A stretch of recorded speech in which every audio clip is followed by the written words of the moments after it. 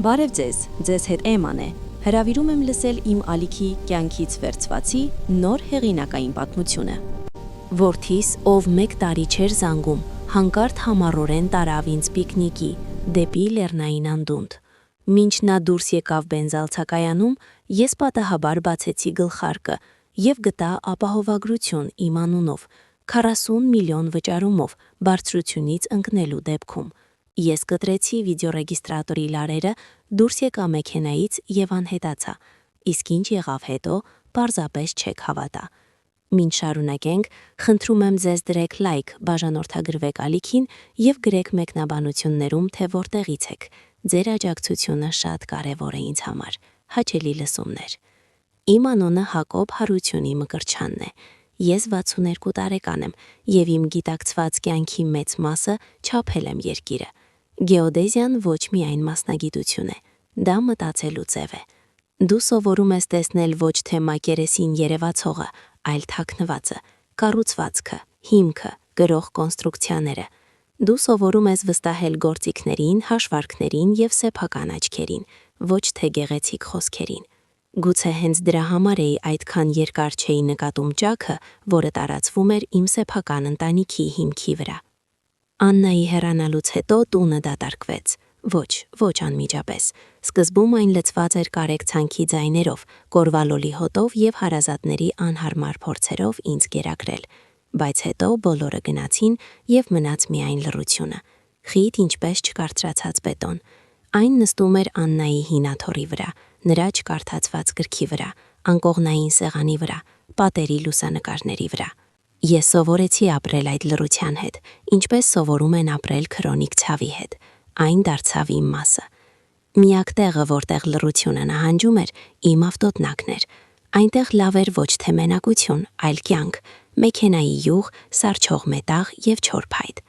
Այդ փոքրիկ աշխարհի կենտրոնում կանգնած էր նա, իմ Վիլիսը, հին բանակային ՈՒԱԶ 469։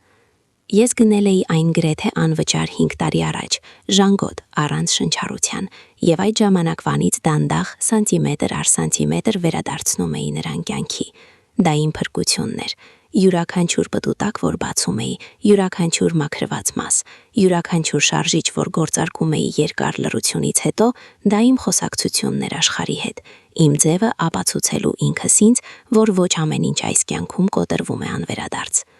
Որդիս Արմենը հուղարկավորությունից հետո սկսեց հեռանալ։ Սկզբում դա բացատրելի էր։ Նա ուներ իր ընտանիքը, կինը Լուսինեն, աշխատանքը, հիպոթեքը։ Ես չէի սպասում, որ նա կնստի ինձ հետ և կթերթի հին ալբոմները։ Ես ինքս էի սովորեցրել նրան, տղամարդը պետք է կանգնի իր ոտքերի վրա։ Բայց հետո զանգերը դարձան ավելի հազվադեպ, այցերը ավելի կարճ։ Բարև հայրիկ, ինչպես ես։ Նորմալ, լավ, ես գնացի։ Ամբողջ խոսակցությունը։ Անցյալ տարի մենք գրեթե չէինք շփվում, միայն 4 հաղորդագրություններ տոներին, շնորհավոր ծննդյան օրը, շնորհավոր նոր տարի, առանց հոգու, ինչպես ավտոմատ ուղարկում։ Ես համոզում էի ինքս ինձ, որ դա նորմալ է, կյանքն այդպիսին է, բոլորն ունեն իրենց հոգսերը։ Բայց ինչ-որտեղ խորքում հին գեոդեզիստեի մեջ տեսնում էր, որ մեր հարաբերությունների հենակետերը շարժվել են, և ամբողջ կառուցվածքը վտանգավորորեն թեքվել է։ Եվ ահա մի մոխրագույն նոյեմբերյան օր, երբ ես հենց կարբյուրատորի վրա էի աշխատում Վիլիսի վրա, հեռախոսը զանգեց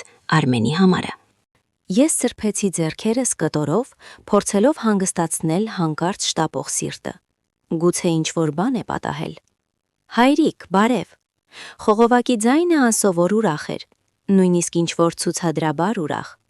Այդպիսի ձայնով սովորաբար խոսում են, երբ փորձում են ինչ-որ անպետք բան վաճառել քեզ։ Ինչպես ես, պապ, չես սառել քո որջում։ Բարև, Արմեն, չեմ սառել, ինչ է պատահել։ Նա ծիծաղեց, բայց ծիծաղը հնչեց ստիպված։ Պարզապես գիտես, նստած էի, հիշում էի մանկությունը։ Հիշում ես, թե ինչպես ենք մենք լեռներ գնում քեզ հետ։ Դեպի Սևաժայր, վրանով, կաթսայով։ Ես հիշում էի յուրաքանչյուր քար այդ արահետին վրա։ Հիշում էի, թե ինչպես եմ տասնամյա նրան սովորեցրել կրակ վառել 1 հարվածով կրակաքարով։ Հիշում էի այդ տապակած իշխանի համը, որ մենք եփել էինք կրակի վրա։ Այդ հիշողությունները իմ անձնական գանձն էին, որոնք ես հանում էի ամենամութ գիշերներին։ Հիշում եմ, պատասխանեցի չոր, առանց հասկանալու, թե ինչի է նա հասցնում։ Այնպես որ շարունակեց նա նույն էնտուզիազմով։ Իսկ արի կրկնենք։ Հաջորդ շաբաթ օրը ես հենց հանգստյան օր ունեմ։ Վերցնենք թերմոս, բուտերբրոդներ, գնանք արծվի բույն դիտակետ, նստենք, շնչենք օդը, խոսենք։ Ինչ կասես գաղափարի մասին։ Գաղափարը տարօրինակ էր։ Արծվի բույնը ոչ թե սևաշայրն է։ Դա հայտնի տուրիստական վայր է, ասֆալտապատ ճանապարհ գրեթե մինչև Գագաթ եւ դիտակետ, փխրուն ցանկապատով 100 մետրանոց անդունդի վրա։ Պարզապես վայր գեղեցիկ լուսանկարների համար։ Եվ գլխավորը, նա 1 տարի ինձ ոչ մի տեղ չէր կանչել, իսկ այստեղ լեռներ, հիշողություններ։ Իմ ներսում ինչ-որ բան սեղմվեց, հին գործիքը, որը անսխալորեն որոշում է կեղծը, տվեց հանգիստ, բայց հստակ ազդանշան։ Ես պետք է հրաժարվեի, ասեի, որ զբաղված եմ, որ Վիլիսը չի աշխատում, որ եղանակը վատ է, բայց չկարողացա, որովհետև այն մասը ինձ, որը ոչ գեոդետիստ էր, այլ հայր, հուսահատորեն ուզում էր հավատալ։ Հավատալ, որ որդին խելքի է եկել, կարոտել է, որ մեր հիմքի չակը ընդամենը մակերեսային արատ է, որը կարելի է վերանորոգել։ Լավ, ասացի ես, զարմանալով իմ ձայնից։ Գնանք։ Հիանալի է հայրիկ։ Նրա ձայնը փայլեց անկեղծ թեթևությամբ, եւ հենց այդ թեթևությունը ինձ ավելի էլ զգոնացրեց։ Ես կգամ շաբաթ օրը ժամը 9-ին, միայն իմ մեքենայով, լավ, քոնը վախենում եմ մինչև Գագաթ չի հասնի։ Նա նորից ծիծաղեց, եւ ես լռեցի։ Նա ոչինչ չգիտեր իմ տանկի մասին։ Չգիտեր, որ ես արդեն վերանորոգել եմ շարժիչը, փոխել եմ ամբողջ քայլքը, եւ որ այդ մեքենան ավելի հուսալի է, քան իր փայլուն ներմուծված կրոսովերը։ Բայց չվիճեցի։ Երբ դրեցի խողովակը, ավտոտնակում կրկին տիրեց լռությունը, բայց այժմ այն այլ էր, ոչ հանգիստ, այլ զնգացող։ Ես նայում էի կիսատ կարբյուրատորին, իմ յուղոտ ձեռքերին եւ ոչ մի կերպ չէի կարողանում ազատվել այն զգացումից, որ ինձ հենց նոր մանրակրկիտ եւ զգուշորեն չափել են, նկարել քարտեզի վրա եւ խաչ դրել ինչ-որ կետի վրա, որի իմաստը ես դեռ չեմ հասկանում։ Ինչ-որ բան նրա ձայնում այդ հանկարծակի որդիական սիրո մեջ այնպես կեղծ էր, ինչպես պլաստիկ սիզամարգը նրա նորաձև տան դրան մոտ։ 2 օր մինչև ճանապարհորդությունը ձգվում էին ինչպես ռետին։ Ես փորձում էի զբաղեցնել ինքս աշխատանքով, ավարտին հասցնել Վիլիսի բռնկման համակարգը, բայց մտքերս անընդհատ վերադառնում էին առաջիկա շաբաթ օրվան։ Ներքին կախիչը տատանվում էր հույսից դեպի անհանգստություն, եւ այդ տատանումները հյուծում էր ավելի, քան ցանկացած ֆիզիկական աշխատանք։ Ես գլխումս վերանայում էի մեր կարճ խոսակցությունը, վերլուծում յուրաքանչյուր բառը, յուրաքանչյուր ինտոնացիան, ինչպես երկրաբանը ուսումնասիրում է ապարների շերտերը։ Արմենի ուրախությունը չափազանց արհեստական էր, թեթևությունը չափազանց ակնհայտ։ Դա նման էր վատ ներկայացված ներկայացման, որտեղ դերասանները մոռանում են տեքստը եւ փորձում իմպրովիզացնել։ Հինգշաբթի երեկոյան նրանք եկան առանց նախազգուշացման։ Ես հենց պատշագամբում էի նստած, թեյի խմում եւ նայում, թե ինչպես են խտանում մտնշախները։ Նրանց կրոսովերի լույսերը կտրեցին աչքերիս, եւ ես ակամա լարվեցի։ Ամպլանային այցերը նրանց ոճը չէին։ Սովորաբար ամեն ինչ համաձայնեցվում էր շաբաթ առաջ Լուսինեի միջոցով, ով կատարում էր ընտանեկան դիսպետչերի դերը։ Հայրիկ, բարև, մենք այստեղով էինք անցնում, որոշեցինք մտնել։ Արմենը դուրս թռավ մեքենայից նույն չափազանց ուրախությամբ, հետևից ինչպես տվեր գնում էր Լուսինեն։ Ձեռքին ուներ տորտ պլաստիկ տուփի մեջ, դեժուրային հյուրասիրություն, գնված մոտակա սուպերմարկետից։ Մտեք, ես կանգնեցի, փորձելով, որ ձայնս հնչի հավասարաչափ։ Նրանք մտան տուն եւ այն անմիջապես փոքրացավ։ Օտար։ Լուսինեն արագ գնահատող հայացքով շրջեց հյուրասենյակով, այն հայացքով, որ ես այդքան չէի սիրում։ Ռիելթերի հայացք, օբյեկտի արժեքը հաշվարկող։ Նա միշտ այդպես էր նայում իմ տանը, իմ հին, բայց ամուր կահույքին, Աննայի լուսանկարներին բուխարու դարակի վրա։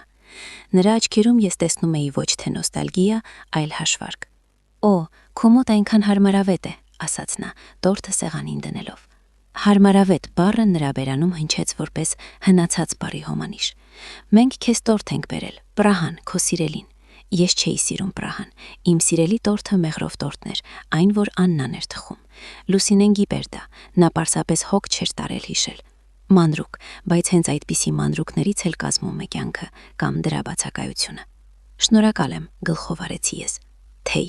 Մենք նստեցինք խոհանոցի սեղանի շուրջ։ Խոսակցությունը չէր ստացվում։ Նրանք հարցնում էին առողջության մասին, հարևանների մասին, արդյոք տանիքը չի արտահոսում։ Ստանդարտ հարցերի հավաքածու տարեց հարազատի մոտ պաշտոնական այցի համար։ Ես պատասխանում էի միանշանակ, զգալով ինքս ցուցադրության ցուցանմուշ, ահա թոշակառուն սովորական հայր մոդելը բնական միջավայրում։ Արմենը անընդհատ շարժվում էր աթոռի վրա, խուսափելով աչքերիս նայելուց։ Նրա հայացքը թափառում էր պատերով, արաստաղով, ուր ասես միայն ոչին վրա։ Դա հստակ նշան էր, որ նա իր ափսեում չէ, որ ունի թաքնված նպատակ, որին վախենում է մոտենալ։ Ինչ է հայրիկ, պատրաստ ես մեր արշավին, վերջապես ասաց նա, փորձելով ձայնին վերադարձնել էնթուզիազմի նոտաներ։ Ես արդեն թերմոս եմ պատրաստել, Լուսինեն մեզ այնպիսի բութերբրոդներ կպատրաստի, մատներդ կլիզես։ Լուսինեն ժպտաց, նա վատ դերասանուհի էր, ժպիտը չհասավ նրա սառը հաշվարկող աչքերին։ Իհարկե, ասաց նա, պետք է հայրիկին ուրախացնել, իսկ այստեղ մենակ նստած է, ամբողջովին վայրիացել է, հավանաբար։ Ես վաղուց սովորել եմ չարձագանքել նրա սրամիտ խոսքերին։ Արմեն, հանկարծ ասաց նա, շրջվելով ամուսնու կողմը, բայց նայելով ինձ։ Իսկ դու հարցրել ես հայրիկին, հիշում ես։ Արմենը սարսուռեց, կարծես բռնվել էր ինչ-որ վատ բանի մեջ։ Այո, հիմա, շշնջաց նա և վերջապես նայեց ինձ։ Հայացքը վախեցած էր, ինչպես աշակերտի, որին ստիպում են խոստովանել հանցանքը։ Հայրիկ, էսպիսի բան կա, մենք Լուսինեի հետ մտածում ենք, իհարկե ապագայի մասին, ժամանակն անցնում է, պետք է ամեն ինչ կարգի բերել, փաստաթղթեր, գործեր։ Նա կանգ առավ։ Ես լռում էի տալով նրան հնարավորություն ինքնուրույն ասելու այն, ինչի համար եկել էին։ Ընդհանուր առմամբ, միջամտեց Լուսինեն, կորցնելով համբերությունը։ Մենք ուզում էինք հարցնել, կտակի հետ ամեն ինչ կարգին է, պարզապես չգիտես ինչ կլինի, տարիքն արդեն, պետք է ամեն ինչ ճիշտ ձևակերպված լինի, որպեսզի հետո խնդիրներ չլինեն։ Ահա, սուֆլյորի խցիկը տվեց տեքստը, և գլխավոր դերասանը վերջապես արտասանեց այն։ Խոսքը ոչ լեռների, ոչ հիշողությունների, ոչ բուտերբրոդների մասին էր։ Խոսքը փաստաթղթերի, իմ տան, իմ խնայողությունների, ինձնից հետոյի մասին էր։ Նրանց հետաքրքրում էր ոչ թե իմ կյանքը, այլ իմ մահը, կոկիկ ձևակերպված և իրավաբանորեն անթերի։ Իմ ներսում ինչ-որ բան խզվեց, այն բարակ թելը հույսի, որին ես կառչել էի վերջին 2 օրերը, պոկվեց 4 ճռճռոցով։ Ես նայեցի նրանց դեմքերին, Արմենի լարված դեմքին, Լուսինեի անհամբեր դեմքին։ Հանկարծ նրանց տեսա այնպես հստակ, ինչպես երբեք առաջ։ Ոչ որպես որդի և հարս, այլ որպես օտար մարդիկ, որ եկել են գնահատելու իրենց ապագա ժառանգությունը։ Կտակի հետ ամեն ինչ կարգին է, ասացի ես հավասար, զուրկ ցանկացած հույզի ձայնով։ Այն կազմված է վաղուց, կարող եք չանհանգստանալ։ Փառք Աստծո, թեթևությամբ շունչ քաշեց Լուսինեն։ Իսկ գիտես ինչպես է լինում, իմ ընկերուհու հայրը մահացավ, այնտեղ ինչ դժոխք սկսվեց։ Նա սկսեց երկար պատմել օտարընտանեկան կռիվների մասին, բայց ես այլևս չէի լսում նրան։ Ես նայում էի Արմենին, նա նստած էր գլուխը ուսերի մեջ քաշած և պատարագախով փորում էր տորթը։ Իմ որդին, տղան, որին ես ուսերիս էի կրում, տղամարդը, ով վախենում էր նայել իմ աչքերիս, մինչ նրա կինը քննարկում էր իմ մահը։ Հիշեցի, թե ինչպես էր Աննան ասել ինձ մեկնելուց քիչ առաջ. Հակոբ, մի եղիր չափից շատ փափուկ նրա հետ, նա լավն է, բայց թույլ, իսկ Լուսինեն կուտի նրան և չի խեղդվի, և չես էլ միասին, եթե թույլ տաս։ Ես այն ժամանակ ձեռքով արեցի, ասացի, որ նա չափազանցնում է, ինչպես ճիշտ էր նա։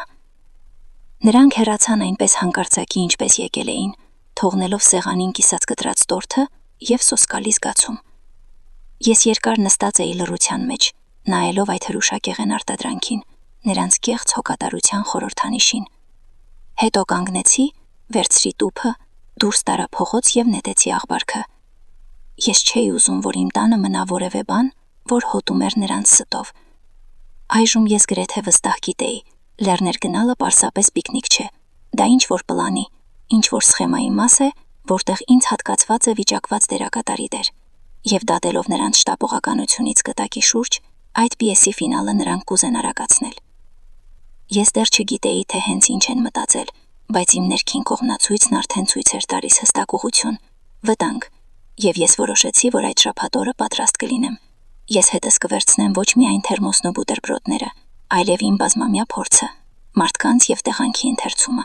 Այս արշավը խոստանում էր հետաքրքիր լինել։ Որդու եւ հարսի այցից հետո տունը կարծես թե ներծծվել էր անհանգստությամբ։ Այն կախված էր օդում, անտեսանելի փոշու պես, նստում էր կահույքի վրա, ներթափանցում երազների մեջ։ Ես գիշերը արթնանում էի սեփական արագացած սրտի զարկերից եւ երկար պառկում էի, նայելով մութ առաստաղին, գլխումս պտտելով նրանց խոսքերը, նրանց վազող հայացքները։ Լուսինեի արտահայտությունը տարիքի եւ մի ասա ինչ կլինի մասին հնչում էր ականջներիս մեջ որպես հուղարկավորական զանգ։ Նրանք ոչ միայն հետաքրքրված էին, նրանք շտապեցնում էին իրադարձությունները։ Շաբաթվա մնացած մասը ես անցկացրի ավտոտնակում։ Աշխատանքը մետաղի հետ միշտ հանգստացնում էր ինձ։ Դրանում կա ազնվություն։ Դու չես կարող խաբել շարժիչին կամ ստիպել սխալ տեղադրված մասին աշխատել։ Այստեղ ամեն ինչ ենթարկվում է ֆիզիկայի օրենքներին, ոչ թե մարդկային խորամանկ տրամաբանությանը։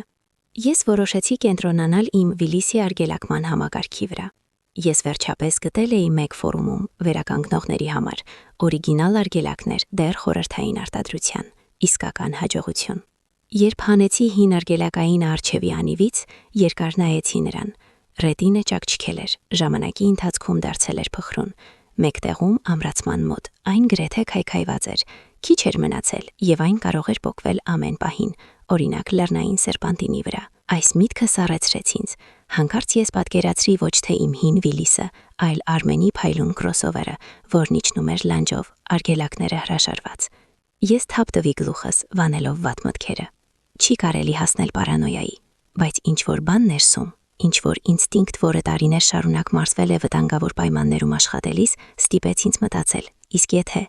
ուրբաթ օրը կեսօրին, երբ մինչև ճանապարհորդությունը մնացել էր ավելի քիչ քան 1 օր, ես որոշեցի գնալ քաղաք նոր արգելակային հեղուկի համար։ Ես դիտավորյալ ընտրեցի երթուղի, որը անցնում էր Արմենի եւ Լուսինեի տան կողքով։ Նրանց հետ խոսելու կարիք չկար։ Ես պարզապես ուզում էի նայել, ինչ որ անրացիոնալ ձգիմ, ավելի շատ տվյալներ հավաքելու ցանկություն վերլուծության համար։ Նրանց քրոսովերը կանգնած էր տան մոտ, մաքուր, լվացված, պատրաստ վաղվա արշավին։ Ես արգելակեցի փողոցի մյուս կողմում, ձևացնելով թե ռադիո եմ կարգավորում, եւ այստեղ նկատեցի ինչ որ տարօրինակ բան։ Մեքենայի կողքին ասֆալտի վրա մի քանի կաթիլ մուգ հեղուկ էր, նման յուղի կամ արգելակային հեղուկի, իսկ առջևի ձախանիվի տակ երևում էր թարմ հետք, դոնկրատի հետք, նշանակում է մեքենայի հետ վերջերս ինչ որ բան արել են։ Սիրտս ավելի արագ զարկեց։ Հիշեցի Արմենի խոսքերը. գնանք իմով, քոնը չի հասնի։ Նա համարում էր. ինչու։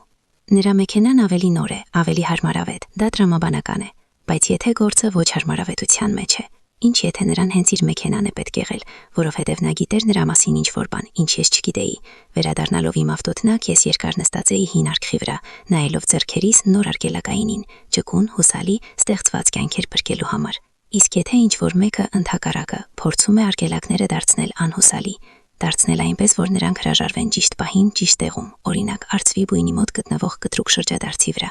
Սա սարսափելի միտք էր, այնքան վայրի, որ ուղեղը հրաժարվում էր ընդունել այն։ Մեղադրել սեփական որդուն սպանության նախապատրաստման մեջ։ Ոչ, դա անհնար է։ Արմենը այդպիսին չէ։ Նա թույլ է, առաջնորդվող, բայց ոչ սպանող։ Իսկ Լուսինեն, նա ցինիկ է, ագահ, բայց կգնա արդյոք դրան։ Ես կրկին ու կրկին վերադառնում էի նրանց այցին, կտակի շուրջ նրանց շտապողականությանը, նրանց կեղծ ժպիտներին, մեքենայի անիվի տակ հեղուկի կաթիլներին։ Մանրամասները կազմում էին սարսափելի պատկեր, մոզաիկա, որից փչում էր գերեզմանի ցուրտը։ Ես կանգնեցի եւ մոտեցա աշխատասեղանին։ Հայացքս ընկավ գործիքների հավաքածուի վրա։ Հիշեցի, թե ինչպես տարիներ առաջ փոքրիկ Արմենին էի սովորեցնում մուրճը ձեռքում պահել։ Նրա փոքր մատիկները դժվարությամբ էին շրջապատում փայտե բռնակը։ Մենք միասին էինք խրտվիլակ կառուցում։ Այն ստացվեց գոր, անհարմար, բայց Արմենը այնքան հպարտ էր։ Սա մենք արեցինք, հայրիկ։ Մենք, գոռում էր նա, ձեռքերը թափահարելով։ Որտեղ էր այդ տղան։ Որ պահին նա վերածվեց այդ վախեցած տղամարդու, ով վախենում է հայրիկի աչքերին նայել։ Ես ձեռքս անցկացրի դեմքիս վրայով։ Պետք է հանգստանալ եւ մտածել տրամաբանորեն, ինչպես սովորեմ։ Ինձ մոտ ապացույցներ չկային, միայն անուղղակի հետքեր եւ ինտուիցիա։ բայց իմ մասնագիտության մեջ ինտուիցիան, որը հաստատված է փորձով, հաճախ ավելի կարևոր էր ցանկացած գործիք։ Ես որոշում ընդունեցի։ Ես կգնամ նրանց հետ։ Ես պետք է ամեն ինչ տեսնեի սեփական աչքերով, հասնեի այս պատմության վերջը, բայց ես կգնամ պատրաստված։ Ես չեմ լինի նրանց ներկայացման пассив զոհը։ Ես կլինեմ դիտորդ, եւ եթե իմ ամենավատ կասկածները հաստատվեն, ես պատրաստ կլինեմ գործել։ Երեկոյան ես հավաքեցի փոքրիկ ուսապարկ, ոչ թե պիկնիկի համար նախատեսվածը, այլ իմ հին արշավայինը, որը ինձ հետ անցել էր ոչ մեկ արշավ։ Ես այնտեղ դրեցի դանակ, լապտեր, ամուր պարանի գցիկ, կողմնացույց, գրակայրիչ եւ փոքրիկ պաշար սննդի, բարձր կալորիական բատոնիկներ, ողջ մնալու հավաքածու։ Ես շփտացի սեփական նախատեսողականությանը։ Որդու հետ պիկնիկի ճանապարհորությունը պահանջում էր սարքավորում, ինչպես թայգայում արշավի համար։ Սուր ակցիաներ, մի քանի պտուտակահան, դանակ։ Նա ոչ մեկ անգամ էր փրկել ինձ դաշտային պայմաններում։ Հնարավոր է վաղը էլ պետք գա։ Երբ պարկեցի քնելու, անհանգստությունը մի փոքր նահանջեց։ Նրա փոխարեն եկավ սարը զնգացող վճռականություն։ Ես չգիտեի, թե ինչով կավարտվի վաղվա օրը, բայց մի բան հստակ գիտեի։ Ես չեմ թույլ տա, որ նրանք այդպես հեշտությամբ ջնջեն ինձ կյանքից։ Խաղը սկսվել էր, եւ ես պատրաստվում էի խաղալ իմ կանոններով։ Ես փակեցի աչքերս եւ պատկերացրի լեռնային ճանապարհը, սերպանտին, անդունդ, բայց վաղ չկար։ Կար միայն տարօրինակ, գրեթե մասնագիտական հետաքրքրասիրություն։ Կարծես թե ես գնում էի ոչ թե որդուս հետ հանդիպման, այլ հերթական բարդ առաջադրանքի, որտեղ սխալի գինը կարող էր լինել կյանքը, իմ կյանքը։ Շաբաթօրը առավոտը սառը եւ խոնավ էր, ցածր մոխրագույն ամպերը կպչում էին ծառերի գագաթներին, եւ մանր անձրևոտ անձրևը վերածում էր հողամացուցիկ հյուսի,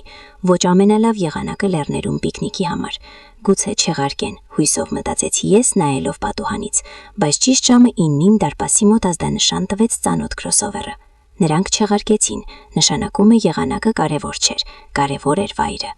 Ես դուրս եկա պատշգամբ, հին ուսապարկով։ Արմենը տեսնելով այն, դեմքը խեղեց։ Հայրիկ, ինչ ես անում։ Մեկ շաբաթվա արշավի ես պատրաստվել։ Ես ասացի պարզապես պիկնիկ։ Սովորություն է, կարճ պատասխանեցի ես։ Լեռներում ամեն ինչ կարող է պատահել։ Լուսինեն, ով առջևի նստատեղում էր, պարգևատրեց ինձ իր ֆիրմային ժպիտը։ Նրա վրա նորաձև, վառ գույնի բաճկոն էր, հստակ ոչ թե խոնավարահետներով զբոսնելու համար։ Նրանք երկուսն էլ հագնված էին այնպես, կարծես գնում էին ոչ թե լեռներ, այլ ֆոտոսեսիայի։ Ես նստեցի հետևի նստատեղը։ Սրահում հոտում էր նոր պլաստիկ եւ էժան ասեղնավոր բույրի միջոց։ Անտառի հոտ, հերմետիկ տուփի մեջ, շատ խորհրդանշական։ Մենք շարժվեցինք։ Առաջին կես ժամը լուր էինք գնում։ Արմենը ամուր բռնել էր ղեկը, կենտրոնացած նայելով ճանապարհին։ Լուսինեն ինչ-որ բան էր անում հեռախոսում։ Ես նայում էի պատուհանից դուրս, անցնող մոխրագույն արվարձանային լանդշաֆտներին։ Մեքենայի լարվածությունը կարելի էր կտրել դանակով։ Սա այն անհարմար լռությունը չէր, որ լինում է երկար չտեսած մարդկանց միջև։ Սա լռություն էր մարտից առաջ, երբ բոլորը գիտեն կանոնները, բայց սպասում են առաջին կրակոցին։ Ինչ է հայրիկ, չես փոխել կարծիքդ։ Վերջապես խախտեց լռությունը Արմենը, փորձելով խոսել ուրախ։ Հիմա դուրս կգանք այս մոխրագույնից, լեռներում օդը բոլորովին այլ է։ Չեմ փոխել, պատասխանեցի ես, ուշադիր հետևելով նրան հետևի հայելու մեջ։ Նրա աչքերը վազում էին։ Ճակատին քրթինք էր հայտնվել, թեև սրահում զով էր։ Նա շատ էր նյարդայնանում։ Իսկ դու, Արմեն, երբ ես վերջին անգամ լեռներում եղել։ Հարցրի ես կարծես պատահաբար։ Երթուղին հիշում ես։ Այո, իհարկե հիշում եմ։ Նա նույնիսկ վիրավորվեց։ Ինչ ես մտածում, ես արծվի բույնի ճանապարհը չգտնեմ։ Այնտեղ ամեն քայլափոխին ցուցանակներ կան։ Ցուցանակները զբոսաշրջիկների համար են, նկատեցի ես։ Իսկ մենք քո հետ ուրիշ ճանապարհով էինք գնում։ Հիշում ես, ես քեզ էի սովորեցնում։ Նա լռեց։ Իհարկե նա չէր հիշում, կամ չէր ուզում հիշել։ Այդ դասերը մեկ այլ կյանքից էին, այն ժամանակից, երբ ես նրա համար հեղինակություն էի, ոչ թե ծանրաբեռնվածություն։ Լուսինեն կտրվեց հեղախոսից եւ միջամտեց խոսակցությանը։ Պապ ինչ եք անում, կարծես քննություն լինի։ Արմենը էքսպեդիցիայի չի գնում, մարդը հանգստանալ է ուզում։ Հայրիկին բնության դուրս բերել, պետք է գնահատել հոգատարությունը։ Հոգատարություն, ինչ լավ բառ է։ Դրանով կարելի է ծածկել ամեն ինչ։ Քանի որ մենք բարձրանում էինք լեռները, ճանապարհը ավելի ու ավելի ոլորուն էր դառնում։ Անձրևն ուժ գնացավ։ Ասֆալտը փայլում էր, ինչպես թացոցի կաշի։ Արմենը մեքենան վարում էր անվստահ, շատ կտրուկ արգելակելով շրջադարձերում։ Ես ուշադիր հետևում էի նրա յուրաքանչյուր շարժմանը, յուրաքանչյուր ձայնին։ Արգելակները դեռ աշխատում էին, բայց ինչ-որ բան նրանց ձայնում սխալ էր։ Չափազանց կտրուկ, ճռճռող ճռոց։ Կարծես կոճղերը սկավառակի վրա քսվում էին ինչ-որ կատաղությամբ։ Հիշեցի հեղուկի կաթիլները նրա մեքենայի տակ։ Եթե համակարգում օդ է մտել կամ հեղուկ է արտահոսում, արգելակները կարող են հանկարծ հրաժարվել մի քանի կտրուկ սեղմումներից հետո, օրինակ երկար իջնելու ժամանակ։ Մենք անցանք շրջադարձը դեպի հին անտառատար ճանապարհ, որը տանում էր դեպի Սևաժայրը, մեր իսկական արշավների վայրը։ Սիրտս մի պահ սեղմվեց կարոտից։ Այնտեղ անտառի խորքում ամեն ինչ ազնիվ էր։ Բնությունը չի խաբում։ Նա կամ ընդունում է քեզ, կամ սպանում։ Առանց որևէ հարմարավետ եւ գնահատեք հոգատարությունը։ Հայրիկ, հիշում ես, հանկարծ ասաց Արմենը, եւ նրա ձայնում սահեց անկեղծության նոտա։ Ինչպես մենք այն ժամանակ կորցրինք ճանապարհը եւ դուրս եկանք անտառապահի խրճիթը, իսկ նա մեզ թեյ խմեցրեց ազնվամորիով։ Հիշում եմ, պատասխանեցի ես։ Դու այն ժամանակ վախեցար, որ արջը կգա։ Այո։ Նա թույլ ժպտաց եւ մի վայրկյան թվաց, թե կրկին տեսնում եմ այն նույն տղային։ Բայց ժպիտը անմիջապես մարեց։ Նա արագ նայեց Լուսինեին եւ դեմքը կրկին լարվեց։ Նա նրա վերահսկիչն էր, նրա հսկիչը։ Որքան բարձր էինք բարձրանում, այնքան ավելի վատ էր դառնում տեսանելիությունը։ Մառախուղը խտանում էր, վերածվելով խիտ կաթի։ Ճանապարհի երկու կողմերում ծառերը դարձան մուգ, մշուշոտ սիլուետներ։ Գուցե վերադառնանք, առաջարկեցի ես։ Եղանակը ոչ սպոսանքի համար է, ու վտանգավոր է։ Ոչ, գրեթե միաժամանակ բացականչեցին Արմենը եւ Լուսինեն։ Մենք արդեն գրեթե հասել ենք, շտապով ավելացրեց Արմենը։ Հիմարություն է շրջվելը։ Հիմա կհասնենք, կնստենք մեքենայում, թեյ կխմենք։ Նրանց համար սկզբունքորեն կարևոր էր հասնել վերջնակետին։ Արծվի բույն, անդունդի մոտ։ Առջևում երևացին լույսեր։ Բենզալցակայան, վերջինը վերջնական բարձրացումից առաջ։ Պետք է բենզին լցնել, ասաց Արմենը։ Թեև ես տեսնում էի ցուցիչի վրա, որ բակը գրեթե լիքն է։ Նրան անհրաժեշտ էր կանգառ, հանգիստ, կամ սա էլ պլանի մաս էր։ Նա շրջվեց դեպի սյունը։ Անձրևը թակում էր տանիքին։ Արգենակիչները մոնոտոն ճռճռում էին, ջնջելով առջևի ապակուց մոխրագույն շերտը։ Ես արագ, նետեց Արմենը դուրս գալով մեքենայից։ Նա գլխարկը քաշեց եւ վազեց դեպի բենզալցակայանի շենքը, վճարելու համար։ Լուսինեն մնաց մեքենայում, կրկին խորասուզվելով հեռախոսի մեջ։ Ես նստած էի հետևի նստատեղում եւ նայում էի նրա հեռացող կզակոտված կերպարանքին։ Այդ պահին ես զգացի ոչ թե վախ կամ զայրույթ, այլ ինչ-որ սուր խղճահարություն։ Նա կյանքով վազում էր ինչպես հիմա, անձրևի տակ, ինչ-որ բանից, որ ինքը չէր հասկանում, հետապնդվելով օտար կամքով եւ սեփական վախերով։ Ես շրջեցի հայացքս մեքենայի սրահով։ Հայացքս ընկավ ձեռնոցների թուփի վրա։ Սովորաբար այնտեղ պահում են մեքենայի փաստաթղթեր, ապահովագրություն, ինչ-որ քարտեզներ։ Պարզ հետաքրքրասիրություն։ Մասնագիտական սովորությունը, ստուգել բոլոր մանրամասները ստիպեց ինձ ձեռքս մեկնել։ Ես չգիտեի, թե ինչ եմ փնտրում։ Պարզապես ուզում էի համոզվել։ Լուսինե, բարդաչոքում ջուր կա։ Հարցրի ես հնարավորինս առօրյա տոնով։ Նա առանց էկրանից կտրվելու ձեռքով արեց։ Նա իր պետք է լինի։ Ես ձգվեցի առաջ եւ բացեցի կափարիչը։ Ներսում, չեկերի եւ անձեռոցիկների մեջ, բարկած էր ջրի շիշ եւ կապույտ պլաստիկից կոկիկ թղթաբանակ։ Ես հանեցի այն։ Ձեռքերս թեթևակի դողում էին։ Բացեցի թղթաբանակը։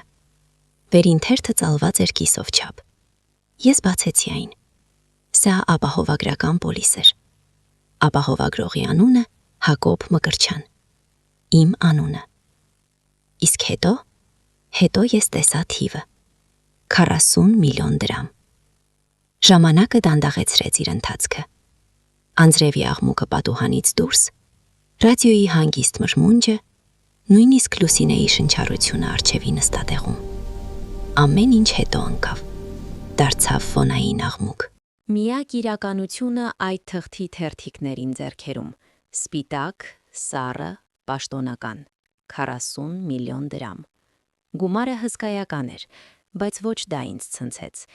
Ես շարունակեցի կարդալ, եւ պոլիսը բռնած մատներս սկսեցին սառչել, ինչպես ցրթահարությունից։ Շահառուն Արմենը, իմ որդին։ Իսկ հետո ես հասա հատուկ պայմաններ կետին,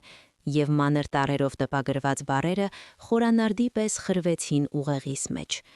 Ապահովագրական գումարի վճարումը կատարվում է ամբողջ ծավալով, ապահովագրված անձի մահվան դեպքում, անբարենպաստ պատահարի հետևանքով, որը կապված է բարձրությունից ընկնելու հետ։ Բարձրությունից ընկնելը ոչ մեքենայի վթար է, ոչ սրտի կաթված, ոչ հիվանդություն, հենց բարձրությունից ընկնելը։ Արծվի բույնը, դիտակետը, անդունդը։ Մոզաիկայի բոլոր մանրամասները ակնթարթորեն կազմվեցին մեկ ամբողջական, սարսափելի պատկերի մեջ։ Հանկարծակի զանգը մեկ տարվա լռությունից հետո, համառ ցանկությունը գնալ լեռներ, կոնկրետ վայրի ընտրությունը, շտապողականությունը կտակի շուրջ, արգելակային հեղուկի կաթիլները մեքենայի տակ։ Այս ապահովագրական պոլիսը կազմված ընդամենը 2 շաբաթ առաջ ամսաթիվը կանգնած էր վերին անկյունում։ Սա ոչ միայն պլան էր, սա դատավճիռ էր, իմ դատավճիռը։ Ես բարձրացրի հայացքս դեպի Լուսինեն։ Նա դեռ նստած էր, խորասուզված հեռախոսի մեջ եւ թեթևակի ժպտում էր էկրանի ինչ-որ բանի վրա։ Նա չգիտեր, թե ինչ եմ պահում ձեռքերումս, կամ գիտեր, բայց նրան անտարբեր էր։ Նա համագործակից էր, հնարավոր է նույնիսկ նախաձեռնողը։ Հիշեցի Աննայի խոսքերը. նա քեզ կուտի եւ չի խեղդվի։ Առաջին արձագանքը ոչ վահն էր, այլ ինչ-որ սառը ամենակործանարար թմրություն։ Կարծեց ինձ ծանր բանով հարվածել էին գլխիս։ Աշխարհը կորցրեց գույները, դարձավ սև-սպիտակ, ինչպես հին լուսանկար։ Ահա իմ որդին, ով հիմա վճարում է բենզինը, պատրաստվում է սպանել ինձ փողերի համար։ Ահա նրա կինը, ով հանգիստ նստած է կողքին, իմանալով դրա մասին։ Իսկ ահա ես, նրանց նպատակը, նրանց ռեսուրսը, նրանց խնդիրը, որը պետք է լուծել։ Հետո թմրությունը անցավ, եւ նրա փոխարեն եկավ զայրույթի ալիք, տաք, այրող, ինչպես հալած մետաղ։ Ուզում էի դուրս թռչել մեքենայից, բռնել Արմենի նոցիկից, քիթը խթել այս պոլիսի մեջ եւ հարցնել. ինչի համար։ Անքուն գիշերների համար, երբ ջերմություն ունեիր, որ վերջին փողերը տվեցի քեզ գնելու այդ հիմար համակարգիչը, որի մասին երազում էիր, այն ամենի համար, ինչ ես արել եմ եւ դու նույնիսկ չես նկատել։ Բայց ես զսպեցի ինձ։ Իմ ուղեղը, որը տարիներ շարունակ մարզվել է ինժեներական աշխատանքով, արդեն սկսել էր վերլուծել իրավիճակը սառը ճշգրտությամբ։ Գորալը անիմաստ է, մեղադրելը անօղուտ, նրանք չեն խոստովանելու։ Կասեն, որ սա պատահականություն է, թյուրիմացություն։ Կասեն, որ ես ամեն ինչ սխալ եմ հասկացել եւ կշարունակեն տանել ինձ դեպի սպանություն։ Ոչ, ես չեմ գորա, ես կգործեմ։ Նայեցի պատուհանից դուրս, Արմենն արդեն գնում էր դրամարկայից դեպի մեքենա, դանդաղ քաշելով գլխարկը։ Ինձ մնացել էին հաշված վայրկյաններ, գուցե 1 րոպե։ Իմ ուղեղը վայրի արագությամբ աշխատում էր, հաշվարկելով տարբերակները։ Փախչել ուր, մայրուղու մեջտեղում, անձրևի տակ, նրանք կհասնեն ինձ։ Զանգահարել ոստիկանություն, ինչ եմ ասելու նրանց, իմ որդին ուզում է ինձ սպանել, իմ մոտ պոլիս կա, ինձ կընդունեն որպես խենթի։ Պետք էր ինչ-որ այլ բան, ոչ ստանդարտ լուծում։ Հայացքս շրջվեց սրահով։ Առջևի ապակու վրա, հենց հետևի հայելու տակ, ամրացված էր փոքրիկ սև տուփիկ, վիդեոռեգիստրատոր։ Նա ամեն ինչ էր գրառում, ճանապարհը, սրահի խոսակցությունները։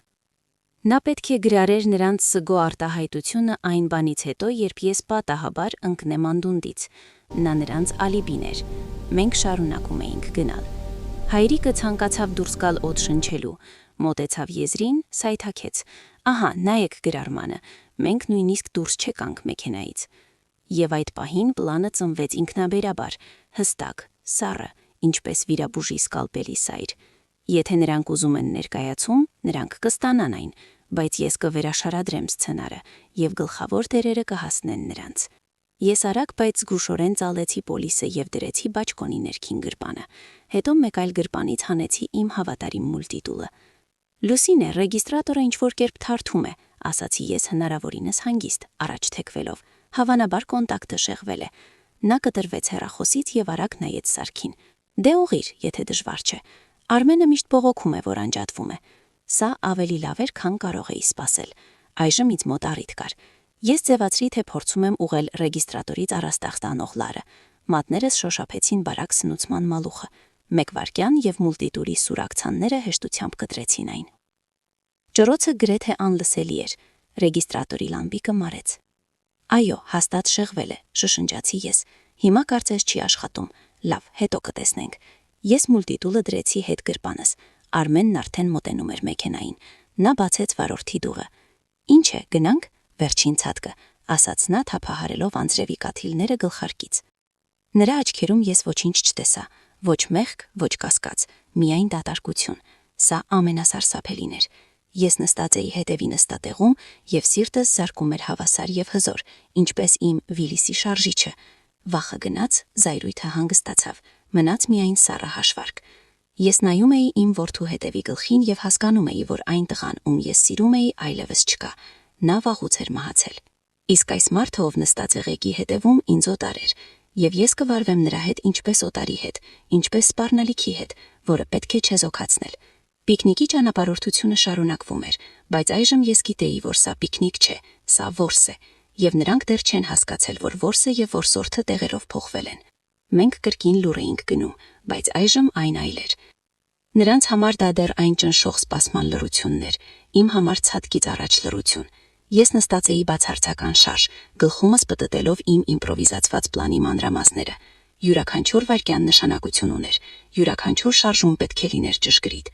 Ճանապարհը ավելի կտրուկ բարձրացավ, որոլելով լեռան լանջով, մի կողմից ժայռային պատ, մյուս կողմից անդունդ, թաքնված խիտ մառախուղի մեջ։ Իդեալական վայր անբարենապաստ պատահարի համար։ Արմենը մեքենան վարում էր տերնիարդայնորեն, ղեկի վրա նրա մատների հոդերը սպիտակեցել էին։ Ես տեսնում էի նրա դեմքը հայելու մեջ, լարված, կենտրոնացած, նա պատրաստվում էր։ Ես նայեցի իմ հին արշավային ուսապարկին, որը կանգնած էր ոտքերիս մոտ, նրա մեջ կար ամեն անհրաժեշտը ողջ մնալու համար։ Իսկ բաճկոնի գրպանում պարկած էր ապահովագրական պոլիսը, ապացույց, որը պետք է դառնար իմ հետմահու մեղադրանքը, իսկ այժմ կդառնա իմ զենքը։ Մենք անցանք եւս մի քանի կիլոմետր։ Առջևում մառախուղի միջով երևաց փոքրիկ գրպան, ճանապարհի կողքին, տեղ, որտեղ կարելի էր կանգ առնել, եւ անմիջապես հետո փայտե ցուցանակ։ Դիտակետ արծվի բույն, 100 մետր, վերջնակետը։ Ահա, գրեթե հասանք, ասաց Արմենը, եւ նրա ձայնը դողաց։ Նա դանդաղեցրեց արագությունը։ Այդ պահին ես հասկացա, ժամանակն է, հիմա կամ երբեք։ Արմեն, մի րոպե կանգ առա, ասացի ես հնարավորինս հանգիստ։ Ինչ որ բան կոկորթումս չորացել է։ Նա զարմացած նայեց հայելու մեջ։ Հայրիկ, այստեղ արդեն շատ քիչ է մնացել։ Հիմա կհասնենք այնտեղ եւ թեյքը խմենք։ Ոչ, հիմա, համառեցի ես, բառացիորեն 1 վայրկյանով։ Նա դժգոհ մռնչաց, բայց հնազանդվեց։ Մեքենան դանդաղ կանգ առավ եզրին, ցուցանակից մի քանի տասնյակ մետր հեռավորության վրա։ Շարժիչը չանջատեց։ Ինչ է այնտեղ, անհամբեր հարցրեց Լուսինեն, առանց հեռախոսից կտրվելու։ Ջուր եմ ուզում, պատասխանեցի ես, ձևացնելով, թե ուսապարկում եմ փնտրում, ինչ որտեղ ընկել է։ Ես թեքվեցի, միաժամանակ կատարելով 2 շարժում։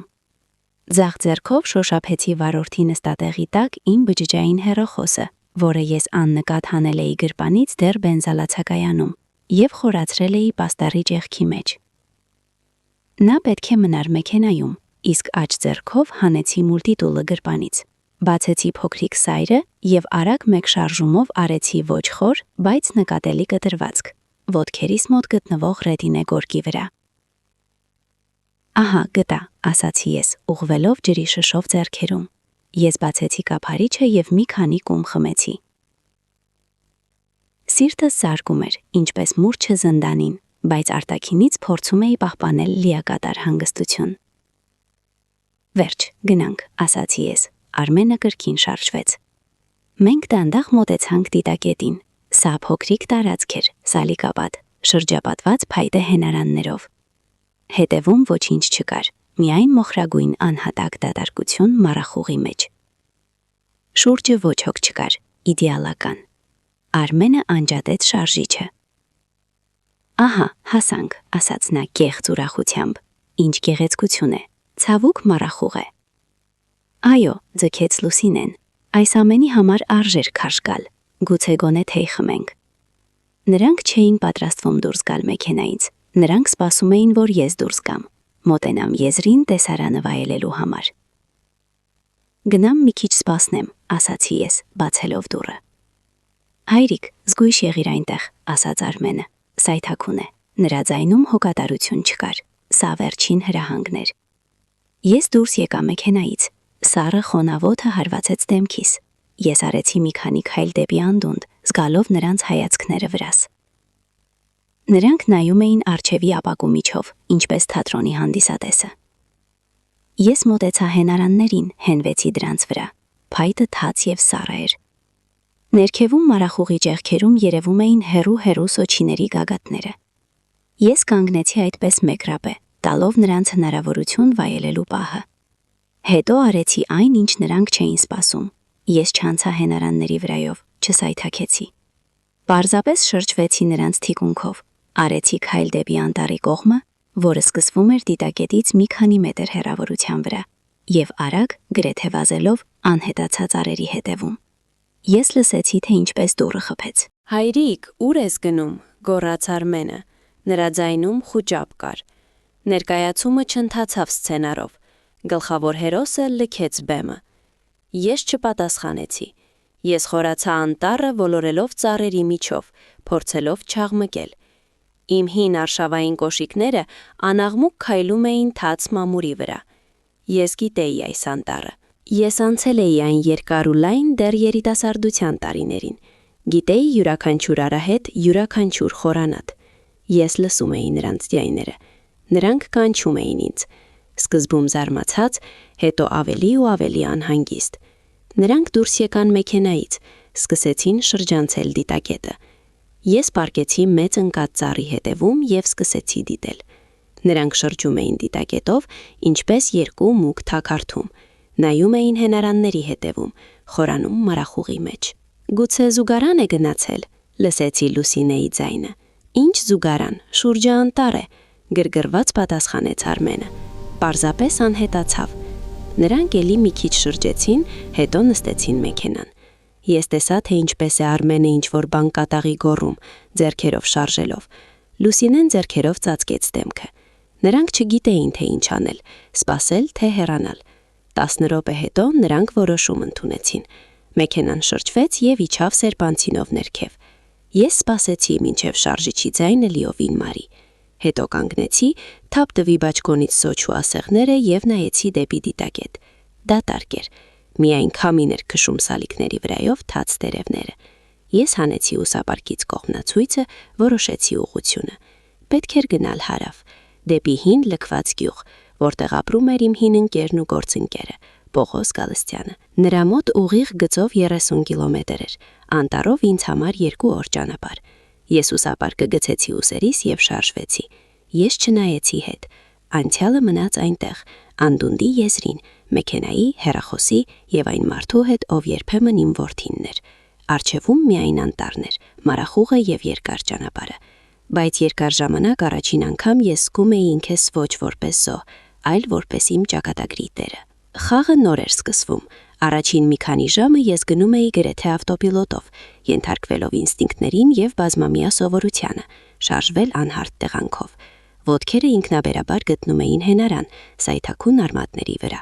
աչքերը գրավում էին մոխրագույն մշուշից ծանոթ կողմնորոշիչները։ Հին սոճու հատուկ ոլորանը, քարերի փունջը նման քնած գազանների մեջքերին։ Անտառն ընդունեց ինձ որպես իրենը։ Այստեղ ես ոչ ծերունի էի, ոչ ծանրաբեռնվածություն։ Այստեղ ես մարդ էի, ով գիտի հետքեր կարդալ, լսել քամին և գտնել ճանապարհ այնտեղ, որտեղ այն չկա։ Բայց երբ առաջին ցնցումը նահանջեց և ադրենալինը դադարեց աղմկել ականջներում, իմ վրա ընկավ ցավը։ Ոչ ֆիզիկական, այլ ավելի վատը, հիմար, ցավոտ։ Այն տարածվում էր ամբողջ մարմնով, յուրաքանչյուր քայլը դարձնելով ծանր, Կարծես ոտքերիս կապել էին ծանրություններ։ Ես կանգ առա փոքրիկ առվի մոտ, ջրի շիշը լցնելու համար։ Սառցե ջուրը այրեց մատներս։ Ես իջա թաց մամուրի վրա եւ ձեռքերով ծածկեցի դեմքս։ Եվ միայն այդ ժամանակ թույլ տվեցի ինձ զգալ ամեն ինչ մինչև վերջ։ Դավաճանությունը ոչ աբստրակտ էր, ոչ գրքային, այլ ամենաիրականը, արյունակից։ Գլխումս, ինչպես կանգ առած պլաստինկայի վրա, պտտվում էին անցյալի տեսարանները։ Ահա Արմենը, շատ փոքրիկ, նստած է իմ ծնկներին։ Եվ մենք միասին նայում ենք դիաֆիլմ Մաուգլիի մասին։ Ահա նա, պատանեկության տարիքում, առաջին չպատասխանված սիրո հետ, նստած է այդ խոհանոցում, եւ ես անհարմար ընտրելով բառերը փորձում եմ մխիթարել նրան։ Ասում եմ, որ ամեն ինչ կանցնի, որ գլխավորը ինքդ քեզ չկորցնելն է։ Միթե ես եմ նրան սովորեցրել դա։ Ես, ով միշտ խոսում էի ազնվության մասին, որ անունը ավելի կարևոր է փողից։ Որտեղ եմ սխալվել։ Որ պահին այն լուսավոր արահետը, որով ես փորձում էի նրան առաջնորդել, շրջվեց այս մութ հոտոտ անտառի մեջ։ Ես հանեցի գրպանից այդ ապահովագրական պոլիսը։ Թուղթը խոնավացել էր, բայց տառերը դեռ հստակ էին։ Բարձրությունից ընկնելը։ Այս արտահայտությունը նրանց վերաբերմունքի կվինտեսենցիան էր իմ հանդեպ։ Ես նրանց համար պարզապես ուղղահայաց խնդիր էի, որը պետք էր հորիզոնական դիրքի տեղափոխել։ Մտածում էի Աննայի մասին, ինչ կասեր նա։ Նա լաց չէր լինի, նա կգրգրվեր, նա կմտներ նրանց տունը ինչպես ֆուրիա եւ ամեն ինչ կփշրեր։ Նրանում կար այն ուժը, որը հնարավոր է ինձ պակասում էր։ Ես միշտ փորձում էի հարթել անկյունները, պայմանավորվել, հավատալ մարդկանց մեջ լավագույնին։ Ես շինարար էի, ոչ կործանող։ Բայց այժմ հասկանում էի, երբեմն նոր բան կառուցելու համար պետք է հիմնահարված քանդել հինը։ Ես պոլիսը դրեցի հետ։ Բավական է ռեֆլեքսիա, պետք է շարժվել։ Զգացմունքները անտառում վատ ուղեկից են։ Նրանք ուժ են խլում եւ թուլացնում ուշադրությունը, իսկ ինձ պետք էր զգոն մնալ։ Երեկոյան մառախուղը սկսեց ցրվել, բայց անձրևը չդադարեց։ Ես գտա հարմար տեղ գիշերելու համար։ Փոքրիկ քարանձավ, ժայռի ելուստի տակ։ Այստեղ չոր էր եւ համեմատաբար պաշտպանված քամուց։ Ես վառեցի փոքրիկ անցխ ծխող կրակ, ինչպես ինձ սովորեցրել էր հայրս, նույնպես գեոդեզիստ։ Կրակը ոչ միայն ջերմություն է, այլ քո փոքրիկ աշխարհի կենտրոնը, հենակեց խառնաշփոթի մեջ։ Ես հանեցի բարձր կալորիական բատոնիկներից մեկը։ Համը անհամ էր, բայց էներգիա էր տալիս։ Նստած կրակի մոտ նայում էի պարող պոցիրին եւ մտածում, թե ինչ է կատարվում հիմա ներքևում։ Հաստատ Արմենը եւ Լուսինեն արդեն զանգահարել են ոստիկանություն։ Նրանք խաղում են խուճապ եւ սուկ։ Հայրիկը կորել է, գնացել է սպոսնելու եւ չի վերադարձել։ Մենք այնքան անհանգիստ ենք։ Նրանք կլացեն, ցուցմունքներ կտան, կօգնեն որոնումներին։ Իդեալական սգավոր որդի եւ հարս։ Նրանց հաշվարկը պարզ էր։ Իմ մարմինը կգտնեն ժայռի ստորոտում մի քանի օր հետո։ Անբարենպաստ պատահար, տարեց մարդ, վատ եղանակ, սայթաքուն արահետ։ Ով կկասկածի։ Իսկ կես տարի հետո, երբ ամեն ինչ հանգստանա, նրանք կստանան իրենց 40 միլիոնը։ Իդեալական պլան։ Բայց ամեն իդեալական պլանում կա թույլ տեղ։ Նրանց թույլ տեղը ես եմ։ Նրանք մտածում էին, որ ես ծեր, հոգնած, մենակությունից կոտրված մարդ եմ։ Նրանք մեկ բան չհաշվեցին։ Ես կես կյանքս անցկացրել եմ նման անտառներում։ Գիտեմ դրանք ավելի լավ, քան իմ բնակարանը։ Եվ նաև չհաշվեցին, որ իմ մեջ բացի ծերունուց ապնում է այն Հակոբ Մկրտչյանը, ով 25 տարեկանում մենակ անցել է 100 կիլոմետր անտառով, այն բանից հետո, երբ ամենագնացը փչացավ։ Ես շփտացի։ Նրանք ուզում էին խաղալ ողջ մնալու խաղ։ Լավ, ես ընդունում եմ մարտահրավերը։ Միայն խաղալու ենք իմ տարածքում եւ իմ կանոններով։ Հեռվից լսվեց թույլ ընդհատվող ոռնոց։ Սիրենա, որոնողական խումբ։ Նրանք սկսել էին ավելի շուտ, քան մտածում էի։ Նշանակում է Արմենը լավ է խաղում իր դերը։ Ես արագ մարեցի կրակը, մանրակրկիտ քողարկելով հետքերը։ Պետք էր հեռանալ։ Ես չէի կարող թույլ տալ, որ գտնեն ինձ։ Ոչ հիմա։ Իմ անհետացումը պետք է դառնալ նրանց համար խնդիր, ոչ թե ողբերգություն։ Ես կրկին ստուգեցի կողմնեցույցը եւ շարժվեցի, Այժմ ամբողջական խավարում, կողմներոշվելով հիշողությամբ և զգացողությամբ։ Անձրևը հարվածում էր դեմքիս, ջուղերը կպչում էին հագուստին, բայց ես ուշադրություն չէի դարձնում։ Ես գնում էի առաջ, և յուրաքանչյուր քայլով ներսի ցավը զիջում էր տեղը ինչ-որ այլ բանի, ամուր, սառը և սուր, ինչպես իմ դանակի։ Սա արդարության ծարավ էր, ոչ վրեժ խնդրություն, վրեժը զգացմունք է, իսկ այն, ինչ ես զգում էի, ավելի շատ մաթեմատիկական խնդիր էր։ Նրանց հանցանքի հավասարման մեջ պակասում էր մեկ փոփոխական՝ պատիժը, և ես պատրաստվում էի այն ավելացնել։ Պատկերացրի Արմենի դեմքը, երբ ոստիկանությունը սկսի անհարմար հարցեր տալ,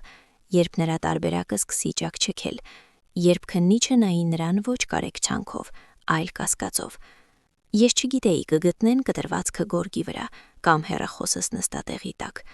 Չգիտեի, թե ինչպես կշրջվի քննությունը, բայց մեկ բան գիտեի։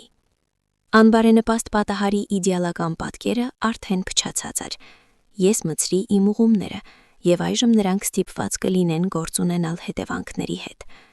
Գիշերը լսում էի շների հաչոց և որոնողների ճիչեր, բայց նրանք հեռու էին։ Նրանք փնտրում էին մարմինը ժայռի ստորոտում։ Նրանք փնտրում էին ոչ այնտեղ։ Նրանք փնտրում էին զոհին, իսկ զոհն այլևս չկար։ Կար միայն հին գեոդեզիստը, ով գնում էր գիշերային անտառով։ Մինչ ես անցնում էի գիշերային անտառով, ներքևում, ասֆալտի և լույսերի աշխարհում սկսվում էր իմ վերաշարադրված սցենարի առաջին ակտը։ Ես չէի կարող տեսնել դա, բայց կարող էի պատկերացնել ֆոտոգրաֆիկ ճշգրտությամբ, հիմնվելով իմ կյանքի փորձի և մարդկային բնույթի իմացության վրա։ Տեսարան առաջին, դիտակետը, ոստիկանական մեքենա, փրկարարներ։ Թարթող կապույտ լույսերը դուրս են քաշում խավարից թաց սալիկները, շփոթված դեմքերը։ Ամեն ինչի կենտրոնում Արմենը։ Նա փաթաթված է պլեդի մեջ, որը տվել էր փրկարարներից մեկը, և դողացող ձայնով պատմում է իր պատմությունը։ Մենք պարզապես եկել էինք նստելու, խոսելու։ Նա դուրս եկավ մեքենայից, ասաց ոտքերս հոգնել են։ Ես նրան ասացի, որ զգույշ լինի, իսկ նա մոտեցավ եզրին, և ես մի վայրկյան շրջվեցի։ Երբ կրկին նայեցի, նա այլևս չկար։ Լուսինեն կանգնած է կողքին, լաց է լինում նրա ուսին։ Արցունքները իրական են, դրանում կասկած չունեմ։ Արցունքները վախի, որ ամեն ինչ սխալ է ընթացել։ Սկսվում է զննումը։ Ոստիկանները լապտերներով շրջում են դիտակետով։ Նրանցից մեկը լույս է ուղում ներքև, անդունդը, անհույս։ Մարախուղը ամեն ինչ թաքցնում է։ Տեսարան երկրորդ, Արմենի կրոսովերը։ Քննիչը 50 տարեկան մարդ, հոգնած, սուր հայացքով զննում է սրահը։ Նա տեսնում է իմ ուսապարկը հետևի նստատեղում։ Սա նրան է, հարցնում է Արմենին։ Այո, նա դրա հետ դուրս եկավ մեքենայից, ստում է Արմենը, առանց մտածելու, առաջին սխալը։ Իսկ հեռախոսը հավանաբար հետն է վերցրել, չգիտեմ, Արմենի ձայնը կոտրվում է։ Քննիչը խմրմռում է և շարունակում զննումը։ Եվ ահա նրա հայացքը ընկնում է վիդեոռեգիստրատորի վրա։ Նա սեղմում է անջատիչը, սարքը չի աշխատում, ռեգիստրատորը չի գրառում, հաստատում է նա։ Վաղուց է անընդհատ խափանվում է, շտապով ավելացնում է Լուսինեն։ Մենք հենց ուզում էինք սերվիս տանել։ Երկրորդ սխալը։ Չափազանց արագ, չափազանց պատրաստված արդարացում։ Քննիչը ոչինչ չի ասում, միայն նշում է իր բլոկնոթում։ Հետո թեքվում է և լապտերով լույս է ուղում վարորդի նստատեղի տակ։ Եվ ճառագայթը բռնում է իմ հին կոճակային հեռախոսը։ Սա, հասկանում եմ, նույնպես նրան է։ Քննիչը ձեռնոցով հանում է հեռախոսը։ Արմենը և Լուսինեն փոխանակվում են հայացքներով։ Նրանց աչքերում խուճապ է։ Ինչպես է այնտեղ հայտնվել, նրանք չգիտեն։ Այո, հավանաբար ընկել է, շշնջում է Արմենը։ Երրորդ սխալը։ Տեսարան երրորդը։ Հարցաքննություն բաժանմունքում։ Արդեն առավոտյան։ Կաբինետը հոտում է էժան սուրճով և հին ծխախոտի ծխով։ Արմենը և Լուսինեն նստած են քննիչի դիմաց։ Նրանք հյուծված են, վախեցած։ Նրանք կրկնում են իրենց տարբերակը, բայց այն այլևս այդքան համոզիչ չի հնչում։ Իսկ ինչու ընդհանրապես գնացիք լեռներ այդպիսի եղանակին, հարցնում է քննիչը, ծույլորեն խառնելով շաքարը բաժակի մեջ։ Հայրիկը ցանկացավ, ասում է Արմենը, երիտասարդությունը հիշել։ Իսկ ապահովագրական պոլիսը, քննիչը հանում է պապկայից քսերոկոպիան։ Նա էլ ցանկացավ կազմել։ 2 շաբաթ առաջ մինչ երիտասարդությունը հիշել է։ Արմենը գունատվում է։ Սա պարզապես պատահականություն է։ Ես վաղուց էի ուզում նրան ապահովագրել։ Նա տարեց մարդ է։ Սա հոգատարություն է։ Հոգատարություն 40 միլիոնի չափով։ Գլխով է անում քննիչը, առանձնահատուկ կետով բարձրությունից ընկնելու մասին։ Շատ նախատեսողական։ Նա դադար է տալիս, թույլ տալով, որ բառերը ներծծվեն։ Իսկ հիմա եկեք խոսենք ձեր մեքենայի մասին։ Կաբինետը մտնում մեկ այլ աշխատակից և սեղանին դնում է մի քանի լուսանկար։ Դրանց վրա խոշոր պլանով երևում է նրանց քրոսովերի առջևի ձախանիվի արգելակային գուլպանը, և դրա վրա հստակ երևում է թարմ կոկիկ կտրվածք։ Ոչ խոր, բայց բավարար, որպեսզի ճնշման տակ գուլպանը պոկվի։ Փորձաքննիչները ասում են, որ սա ոչ մաշվածություն է, հանգիստ բացատրում է քննիչը։ Սա մեխանիկական վնաս է, արված սուր առարկայով, օրինակ դանակով կամ ահա այսպիսի մուլտիտուլով։ Նա սեղանին դնում է ևս մեկ պայուսակ, ապացույցով։ Իմ մուլտիտուլն է, որը փրկարարները գտել են խոտերի մեջ եզրին, այնտեղ, որտեղ մենք կանգ առանք ջուր խմելու համար։ Սա իմը չէ,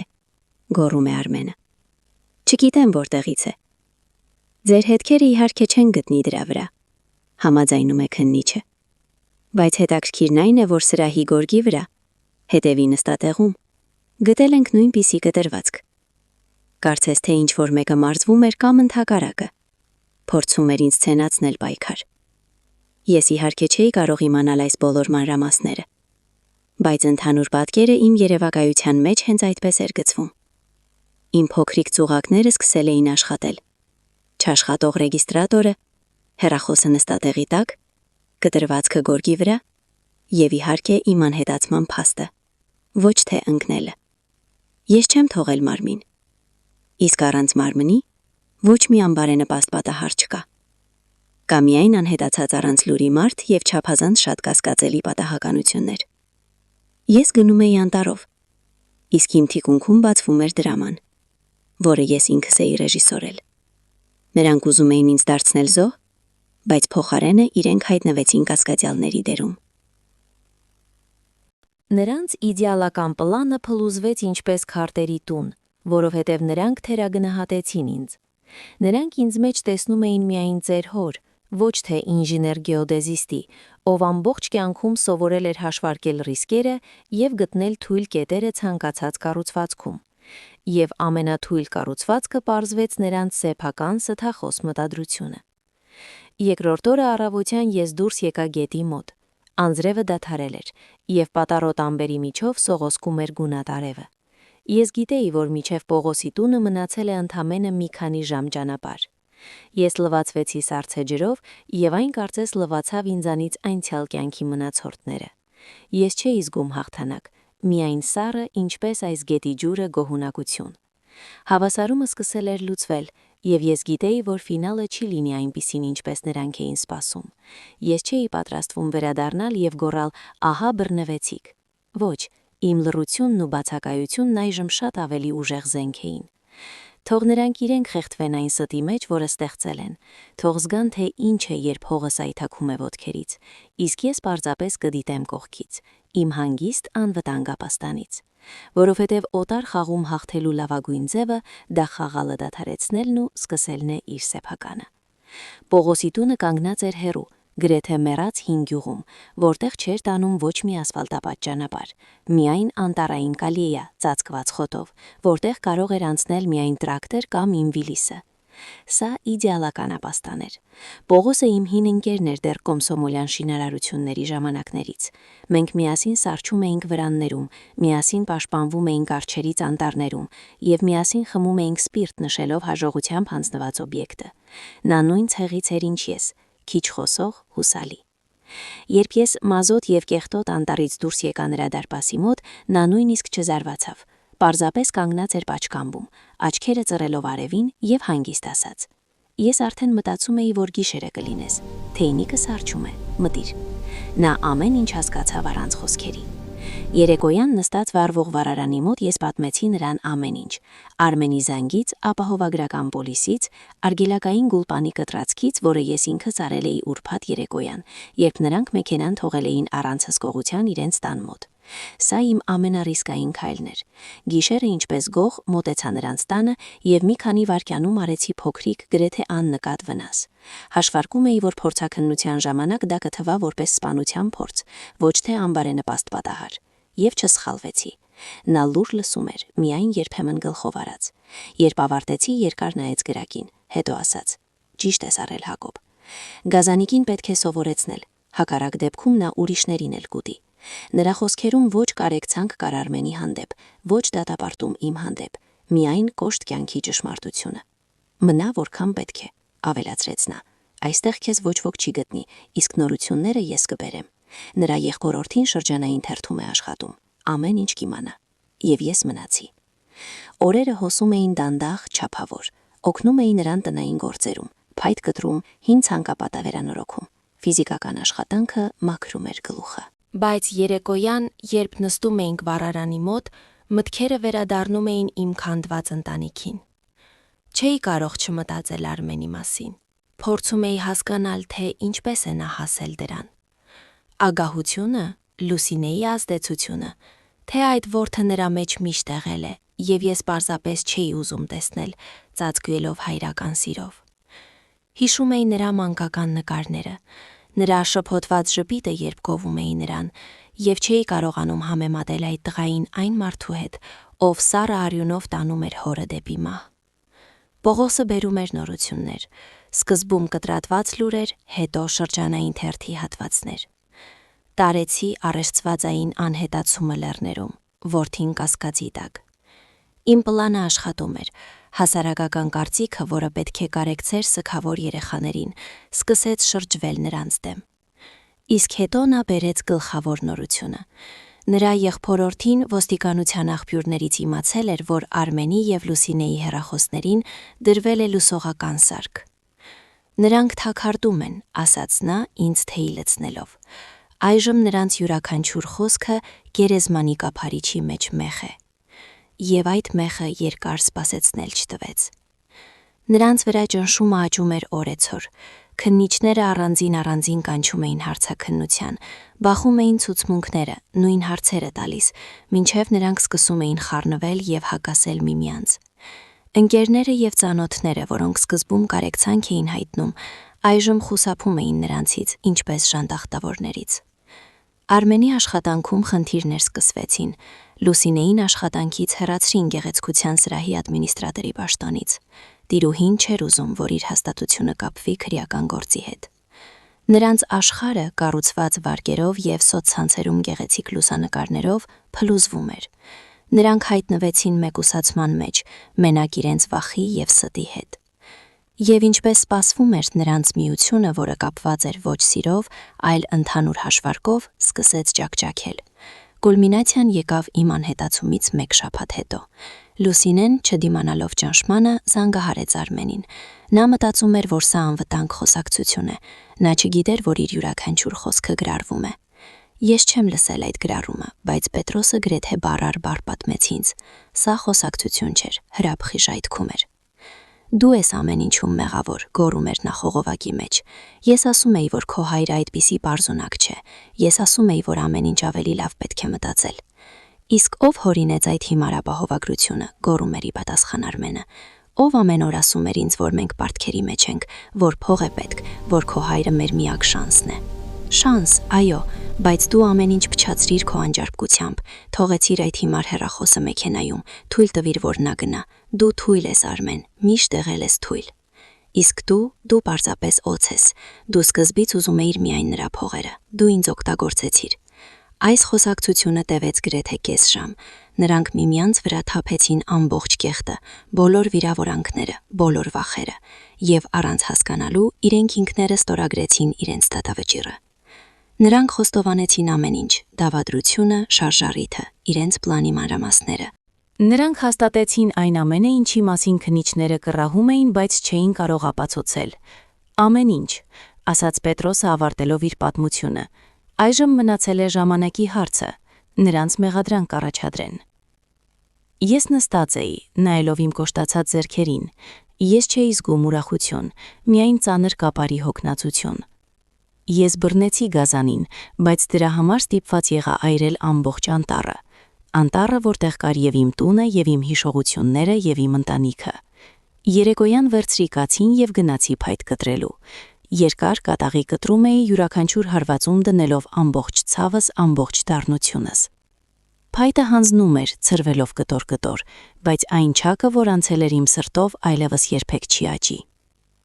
Ես չէի զղջում արածիս համար, ես արեցի այնպես, ինչպես պետք էր, բայց ես սգում էի այն տղային, ով երբեմն հպարտանում էր կոր խրտվիլակով,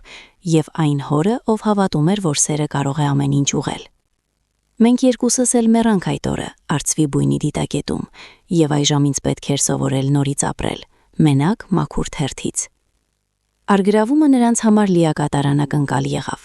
Նրանք երևի մինչև վերջ հույս ունեին, որ ամեն ինչ ինչ-որ կերպ կանցնի, որ ոստիկանությունը բավարար ապացույցներ չի գտնի, որ իրենց անբարենպաստ պատահարի տարբերակը վերջում կհաղթի։ Բայց հեռախոսային խոսակցության գրառումը դարձավ այն վերջին քշերքը, որը շրջեց քշերքը։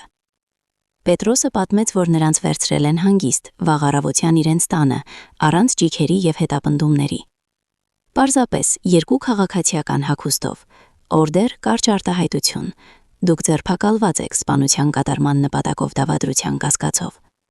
Գեղեցիկ նկարների եւ թանգիրերի աշխարհը մեկ ակնթարթում փլուզվեց։ Առաջինը կոտրվեց Լուսինեն, ինչպես ես էի կանխատեսել։ Նրա ցինիզմն ու ինքնավստահությունը ընդամենը բարակ կեղև էին, որի տակ թաքնված էր խուճափային վախը, աղքատության վախը, պատասխանատվության վախը, այն կարգավիճակը կորցնելու վախը, որին նա այդքան ձգտում էր։ Խցում հայտնվելով առանց թանքակուստի, առանց հեռախոսի, առանց ամուսնու, ում վրա կարող էր մեղքը գցել, նա փլուզվեց։ Նա գործարք կնքեց հետաքննության հետ։ Դատավճրի մեղմացման դիմաց նա պատմեց ամեն ինչ։ Նա պատմեց, թե ինչպես են ամիսներ շարունակ պարտքերի մեջ եղել, ինչպես են կոլեկտորները սպառնացել, ինչպես է իմ ժառանգությամբ խնդիրը լուծելու գաղափարը ծնվել սկզբում որպես ցինիկ կատակ, իսկ հետո վերածվել իրական պլանի։ Նա պատմեց, որ հենց ինքն է ինտերնետում գտել ապահովագրական ընկերությունների մասին տեղեկատվություն եւ հրահրել է Արմենին պոլիս կազմել։ Նա խոստովանեց, որ երկուսն էլ գիտեին իմ խնայողությունների եւ տան մասին եւ որ լեռներ գնալու գաղափարը իրենն էր։ Նա տեսել էր նման սյուժե ինչ-որ սերիալում։ Նա ամեն ինչ դուրս թափեց, փորձելով իրեն դարձնել հանգամանքների եւ ամուսնու վատազդեցության զոհ։ Բայց իրեն փրկելու ցանկությամբ նա վերջնականապես խեղդեց Արմենին։ Արմենը ավելի երկար դիմադրեց, նա փակվեց, ամեն ինչ հերքեց, բայց երբ նրան տվեցին Լուսինեի ցուցմունքները լսելու, նա հասկացավ, որ բոլորը դավաճանել են իրեն, եւ հայրը, ով պարզվեց ոչ այդպիսի պարսո, եւ կինը, ով ամբողջ մեղքը գցեց իր վրա, նա մնաց մենակ, եւ այդ ժամանակ նա էլ խսեց։ Նրա տարբերակը Պետրոսի խոսքերով ավելի խղճահարելի էր, քան չար։ Նա ասում էր, որ չէր ուզում ինձ սպանել, որ սիրում էր ինձ, բայց Լուսինեն, նա ամեն օր ասում էր, որ նա անհաջողակ է, որ չի կարողանում ընտանիքը ապահովել, որ իր հայրը նստած է փողերի վրա, որոնք կարող են փրկել նրանց։ Նա համոզեց նրան, որ սա միակ ելքն է։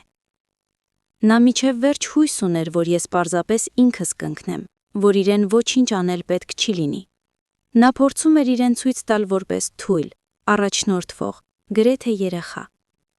Ես լսում էի Պետրոսի պատմությունը, եւ իմ մեջ պայքարում էին երկու զգացմունքներ։ Մի կողմից տեսնում էի արդարության հաղթանակը։ Նրանց սուտը բացահայտվեց, նրանց մտադրությունը ձախողվեց, նրանք կստանան իրենց արժանի պատիժը։ Բայց մյուս կողմից լսում էի պատմություն իմ որդու մասին, տղայի մասին, ում ես չկարողացա պաշտպանել, ոչ թե անտառի արջերից, այլ մարդկային տեսքով գիշատիչներից եւ իր սեփական թուլությունից։ Դատա արագ էր եւ փակ մամուլի համար։ Ես չգնացի։ Չէի ուզում տեսնել նրանց վանդակում, չէի ուզում նայել Արմենի աչքերին։ Ինձ բավարար էր իմանալ, որ ամեն ինչ ավարտվեց։ Լուսինեին որպես գործարքի գնացածի տվեցին 8 տարի, Արմենին որպես կազմակերպչի 12։ Նրանց գնված հիփոթեքով վերցրեց բանկը։ Կրոսովերը, որը դարձավ գլխավոր ապացույց, ուղարկվեց տուգանային կայանատեղի։ Նրանց գեղեցիկ կյանքը պայթեց, ինչպես օճառի պղպջակ։ Դատավճռի օրը ես նստած էի Պետրոսի պատշգամբում եւ նայում էի մայրամուտին։ Երկինքը մաքուր էր։ Եվ Ես չի զգում ոչ ուրախություն, ոչ թեթևություն, միայն դատարկություն, ինչպես ծանր հյուծիչ հիվանդությունից հետո։ Կրիզիսն անցել էր, ջերմությունը իջել էր, բայց ուժ չկար։ Ինչ է, Հակոբ, ասաց Պետրոսը նստելով կողքիս։ Արդարությունը հաղթեց։ Հաղթեց, հանգիստ հարցրի ես։ Որդուս կորցրի, ընտանիքս քանդեցի։ Ինչի համար։ Քեզ համար, պարզապես պատասխանեց նա։ Դու ընտանիք չես քանդել, այն արդեն չկար։ Դու պարզապես մաքրեցիր ավերակները, որպեսի վերջնականապես չծանրաբեռնվեն քեզ վրա։ Դու ընտրեցիր կյանքը։ Գուցե նա ճիշտ էր։ Ես նրա մոտ ապրեցի ևս մեկ ամիս։ Ինձ պետք էր այդ ժամանակը ուղղվելու, որպեսի լռությունը կրկին դառնա ոչ պատիժ, այլ դեղորայք։ Ես շատ մտածեցի ապագայի մասին։ Վերադառնալ իմ հին տունը չէի ուզում։ Այն լի էր ուրվականներով, Աննայի ուրվականներով, փոքրիկ Արմենի ուրվականներով, իմ չիրականացած հույսերի ուրվականներով։ Մի առավոտ ասացի Պետրոսին, որ ժամանակն է գնալու։ Ուր ես գնում, հարցրեց նա։ Դեռ չգիտեմ, պատասխանեցի ես, բայց հաստատ ոչ հետ, առաջ։ Նա լուր գլխով արեց, հետո ինձ մեկնեց բանալիների փունջ։ Քո տանկը պատրաստ է։ Մինչ դու անտառներում էիր, ես որոշ բաներ ավարտեցի։ Կարբյուրետորը կարգավորեցի, յուղը փոխեցի, կհասնի թեկուս Մագադան։ Մենք դուրս եկանք բակ, իմ Վիլիսը կանգնած էր, փայլելով թարմ պաշտպանիչ գույնի ներքո։ Նա ոչ միայն ավարտեց այն, նա հոգի դրեց դրա մեջ։ Շնորհակալ եմ, եղբայր, սա ամենը, ինչ կարողացա ասել։ Մենք ամուր կրկահառնվեցինք, տղամարդկային, առանց ավելորդ խոսքերի։ Ես նստեցի ղեկին։ Շարժիչը գործարկվեց կես պտույտից, հավասար, հզոր։ Ես նետեցի նստատեղին իմ հին ուսապարկը, միակը, որ կապում էր ինձ անցյալ կյանքի հետ, և շարժվեցի։ Ես գնում էի անտառային ճանապարհով, և արևի ճառագայթները սողոսկում էին ծառերի պսակների միջով։ Ես չգիտեի, թե ինչ է սպասվում առջևում, բայց գիտեի, թե ինչ եմ թողնում հետևում։ Ես թողնում էի ցավը, դավաճանությունը և ավերակները։ Ես վճարեցի սարսափելի գին իմ ազատության համար, բայց այժմ, երբ ազատ էի, պատրաստվում էի ապրել կյանքիս մնացած մասը այնպես, ինչպես համարում էի ճիշտ, ազնիվ, պարզ և այլևս երբեք թույլ չտալով որևէ մեկին չափել իմ արժեքը դրամներով։ Իմ իսկական արժեքը այլ էր, ողջ մնալու ունակության մեջ, ընկերության հավատարմության մեջ և ամեն ինչ սկսելու կարողության մեջ մաքուր թերթից։ Նույնիսկ 62 տարեկանում։ Անցավ կես տարի, այդ ընթացքում աշխարհը հասցրեց շրջվել և կանգնել ոտքի, բայց արդեն բոլորովին այլ կերպով։ Առաջին հերթին քաղաքակրթություն վերադառնալով, ես պաշտոնապես գտնվեցի։ Գնացի այդ ոստիկանական բաժանմունք, բացատրեցի, որ կորել եմ անտառում, ստացա թեթև հանդիմանք անզգուշության համար և փակեցի իմ անհետացման գործը։ Ես ոչ ոքի չպատմեցի ճշմարտությունը, այն իմ բեռն էր և չէի ուզում կիսել այն օտարների հետ։ Բոլորի համար ես պարզապես հրաշքով փրկված թոշակառու էի։ Իմ տունը վաճառեցի, արագ, գրեթե առանց սակարկության։ Ես այլևս չէի կարող այնտեղ լինել։ Յուրաքանչյուր անկյուն հիշեցնում էր, թե ինչ եմ կորցրել։ Վաճառքից ստացված գումարն ու բոլոր խնայողություններս փոխանցեցի նոր հաշվին։ Հինը, որից երբեմն օգնում էի Արմենին, փակեցի ընդմիշտ։ Ուր գնալ հիմա։ Այս հարցը չէր տանջում ինձ, պատասխանը ակնհայտ էր։ Ես գնացի այնտեղ, որտեղ միշտ զգում էի ինքս ողջ։ Գնեցի փոքրիկ լքված տուն, անտառային լճի ափին, հեռու մարդկանցից և եռուզեղից, այնպիսի, որ պահանջում էր տղամարդու ձեռքեր և լիակատար ընկղմում աշխատանքի մեջ։ Իմ հավատարիմ Վիլիսը դարձավ իմ գլխավոր օգնականը։ Նրա վրա ես տանում էի տախտակներ, ցեմենտ, գործիքներ։ Ես վերանորոգեցի տանիքը, տեղադրեցի նոր պատուհաններ, կառուցեցի նոր վառարան։ Ես կառուցում էի ոչ միայն տուն, այլ իմ նոր ամրոցը, իմ նոր կյանքը։ Աղյուս-առաղյուս, տախտակ-արտախտակ աշխատանքը բուժում էր։ Ծանր ֆիզիկական աշխատանքը դուրս էր մղում գլխից վատ մտքերը, իսկ երեկոյան նստում էի պաչկամբում տաք թեյի բաժակով եւ նայում, թե ինչպես է արևը մայր մտնում լճի մեջ։ Լռությունը այլևս ճնշող չէր, այն բուժիչ էր, այն լցված էր անտարի ձայներով, ջրի շաղ տալով, թռչունների ճիչերով։ Սա ազատության լռությունն էր։ Ես ոչ ոքի հետ չէի շփվում, բացի գյուղի խանութի վաճառողուհուց, իմ տանից 10 կիլոմետր հեռավորության մերա։ Ինձ դա պետք չէր։ Ես բավականաչափ խոսել էի ամբողջ կյանքումս։ Մի օր հին թղթերը տեսակավորելիս, որոնք հետս էի բերել, հանդիպեցի Աննայի լուսանկարին։ Նա ծիծաղում էր, աչքերը ծռելով արևին։ Ես երկար նայեցի նրան, եւ առաջին անգամ շատ տարիներից հետո նրա հեռանալու ցավն այդքան սուր չէր։ Ես մտովի խոսեցի նրա հետ։ Ահա այդպես, Աննա, ասացի ես, մեր տղային չպահպանեցի, բայց ինձ պահպանեցի, հուսով եմ կհասկանայիր ինձ։ Ես չգիտեի, թե ինչ է կատարվում Արմենի եւ Լուսինեի հետ, չէի հետաքրքրվում։ Իմ համար նրանք մնացել էին անցյալ կյանքում, ինչպես վատ երազի կերպարներ։ Գուցե մի օր Արմենը գրի ինձ նամակ գաղութից, գուցե խնդրի ներողություն, չգիտեի կկարողանամ ներել նրան։ Հավանաբար ոչ, չի կարելի ներել այն, ինչ քեզ ներսից կոտրեց, բայց ես կարող էի բաց թողնել, եւ ես բաց թողեցի։ Անցյալում փորփրելու փոխարեն որոշեցի ինչ-որ բան անել ապագայի համար։ Կապվեցի գեոդեզիական քոլեջի հետ, որը ես ինքս ավարտել էի, եւ իմ գումարի մի մասով հիմնեցի անվանական կրթաթոշակ, Աննայի անվան կրթաթոշակ, տաղանդավոր, բայց ոչ հարուստ ուսանողների համար, նրանց համար, ովքեր գալիս են խորքից, այրվող աչքերով եւ հավատով իրենց մասնագիտության հանդեպ։ Ես ուզում էի, որ կնոջս անունը կապվի ոչ թե ողբերգության, այլ օգնության եւ հույսի հետ։ Սա դարձավ իմ նոր նախագիծը, իմ նոր իմաստը։ Ես կարդում էի քոլեջի տնօրենից ստացված կրթաթոշակառուների նամակները։ Նրանք գրում էին իրենց երազանքների, իրենց ծրագրերի մասին, եւ նրանց խոսքերում այնքան իսկական, անկեղծ կյանք կար, որ ես զգում էի ամեն ինչ ճիշտ եմ արել։ Երբեմն Վիլիսով ձկնորսության դուրս գալիս կանգ էի առնում բարձր ափին եւ նայում անվերջ անտառների ու լճերի տարածքներին։ Երկիրը։